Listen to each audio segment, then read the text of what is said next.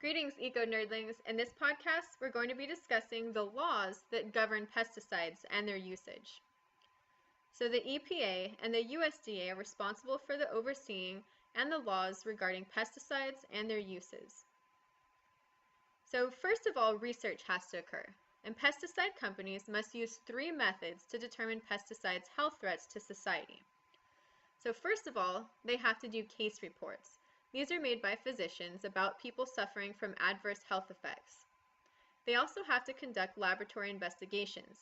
These usually occur on animals, and this is to determine the toxicity, resident time, what parts of the body are affected, and how the harm takes place. A lot of times this is where they will conduct the LD50, which is what we talked about in our earlier podcast. They also have to conduct or look at epidemiology and populations of humans that are actually going to be exposed to this pesticide. These are used to determine or find out why some people will get sick while others don't get sick from the same pesticide.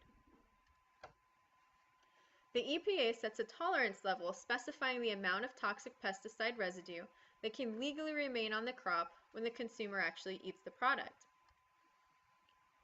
The FFDCA, or the Federal Food, Drug, and Cosmetic Act, was actually strengthened in 1996, and it sets pesticide tolerance levels.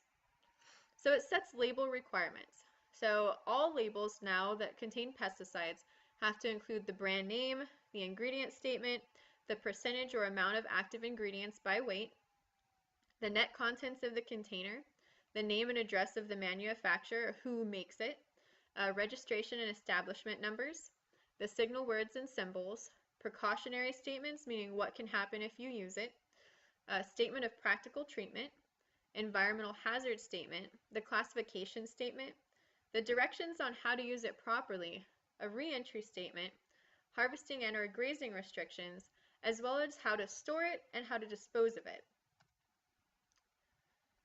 The FIFRA, or the Federal Insecticide and Fungicide and Rodenticide Act, was first established in 1947 and was revised as recently as 1996. This states what has to be on a pesticide label, and it requires registration of all pesticides.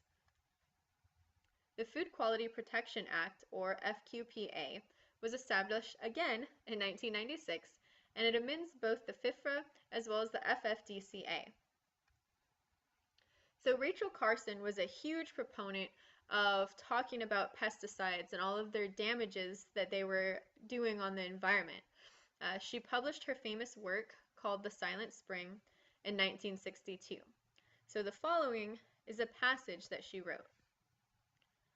Pesticide sprays, dusts, and aerosols are now applied almost universally to farms, gardens, forests, and homes.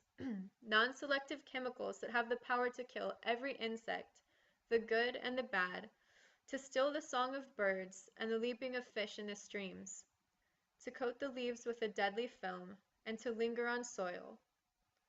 All this, though, the intended target may be only a few weeds or insects.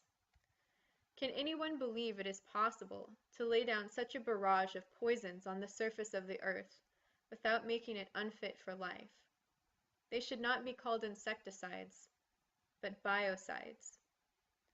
So Silent Spring, which is the book that Rachel Carson wrote, heightened public awareness and concern about the dangers of uncontrolled use of substances such as DDT, as well as other pesticides, including poisoning wildlife and contaminating the human food supplies, as well as the human water supplies as well.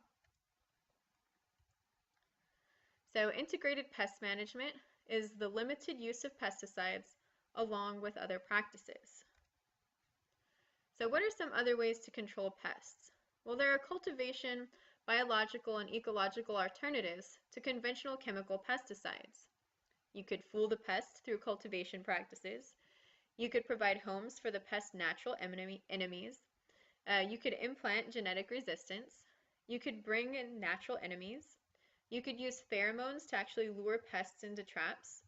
And you could use hormones to disrupt their life cycles. Well, I hope you learned a little bit about the laws and the regulations of pesticides. You can rewatch this video lecture and many more environmental science video lectures on my website at www.nerdlingscience.com.